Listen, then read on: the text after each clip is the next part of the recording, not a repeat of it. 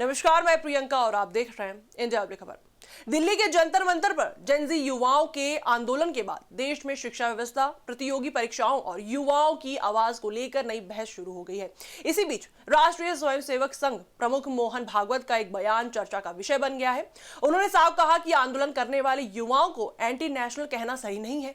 उनकी बातें नहीं सुनी गई, इसलिए उन्होंने विरोध का रास्ता चुना। उन्होंने इसे लोकतंत्र का स्वाभाविक विस्तार बताया, लेकिन साथ ही यह भी कहा कि हर आंदोलन संविधान और लोकतांत्रिक मर्यादाओं के भीतर होना चाहिए। उन्होंने आगे कहा कि लोकतंत्र केवल चुनाव तक सीमित नहीं होता। अगर किसी वर्ग की बात नहीं सुनी जाती है और संवाद के रास्ते बंद हो जाते हैं तो विरोध प्रदर्शन लोकतांत्रिक व्यवस्था का हिस्सा बन जाता है। हालांकि उन्होंने यह भी साफ किया कि आंदोलन का उद्देश्य समाज में टकराव पैदा करना नहीं, बल्कि समाधान की दिशा में सहमति बनाना होना चाहिए। दरअसल पिछले कुछ वर्षों में देश में कई ऐसे आंदोलन हुए जिसमें प्रदर्शन कर रहे युवाओं पर राजनीतिक एजेंडा चलाने या राष्ट्र विरोधी होने जैसे आरोप लगाए गए।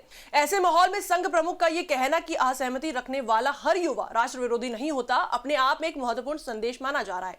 इससे यह संकेत भी मिलता है कि युवाओं की बात सुनना और उनकी चिंताओं को समझना लोकतंत्र के लिए जरूरी है। अपने संबोधन में उन्होंने नई पीढ़ी की सोच पर भी विस्तार से बात की। उन्होंने कहा कि पहले की पीढ़ियां बड़ों की बात बिना सवाल किए मान लेती थी, लेकिन आज का युवा हर बात का तर्क चाहता है। वह सवाल पूछता है, चर्चा करता है और अपनी राय खुलकर रखता है। सवाल पूछना विद्रोह नहीं, बल्कि ज्ञान और संवाद का हिस्सा है। वहीं कार्यक्रम के दौरान उनसे छात्रों और पुलिस के बीच हुई झड़प को लेकर भी सवाल पूछा गया। इस पर उन्होंने कहा कि उनके पास पूरी जानकारी नहीं है, इसलिए बिना तथ्यों के किसी निष्कर्ष पर पहुंचना ठीक नहीं होगा।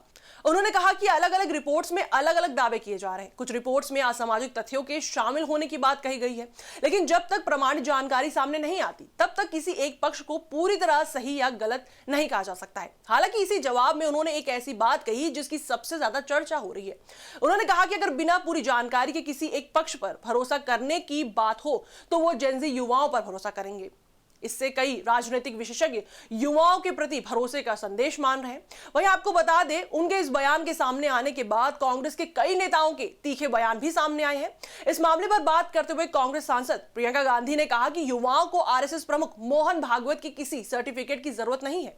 उनका कहना था कि छात्रों की आवाज अपने दम पर मजबूत है और उसे किसी प्रमाण की आवश्यकता नहीं है। वहीं प्रियंका गांधी के बाद कांग्रेस सांसद केसी वेणुगोपाल का भी बयान सामने आया।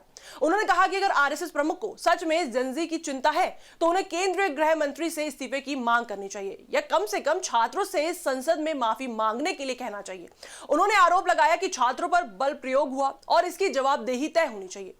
उन्होंने आगे कहा कि अगर आरएसएस सरकार पर प्रभाव रखती है तो उसे छात्रों के साथ हुई घटनाओं पर खुलकर अपनी बात रखनी चाहिए।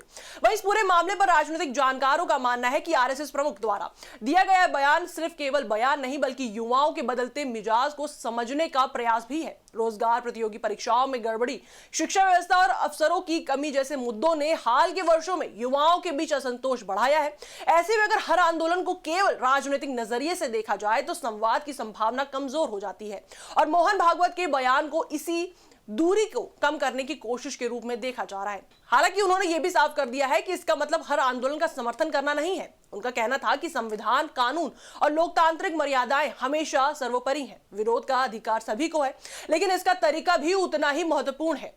कुल मिलाकर आरएसएस प्रमुख का यह बयान केवल जेनजी युवाओं के लिए संदेश नहीं है, बल्कि सरकार, प्रशासन, राजनीतिक दलों और समाज के लिए भी एक संकेत है कि सवाल पूछने वाली नई पीढ़ी को नजरअंदाज करने के बजाय उससे संवाद करना होगा। अब देखने वाली बात यह होगी कि यह संदेश केवल शब्दों तक सीमित रहता है या आने वाले समय में नीतियों और व्यवहार में भी इसका असर दिखाई देता है। इस पर आपकी क्या राय है, हमें कमेंट सेक्शन में जरूर बताएं। वीडियो को लाइक करें, शेयर करें, मेरे चैनल को सब्सक्राइब करें।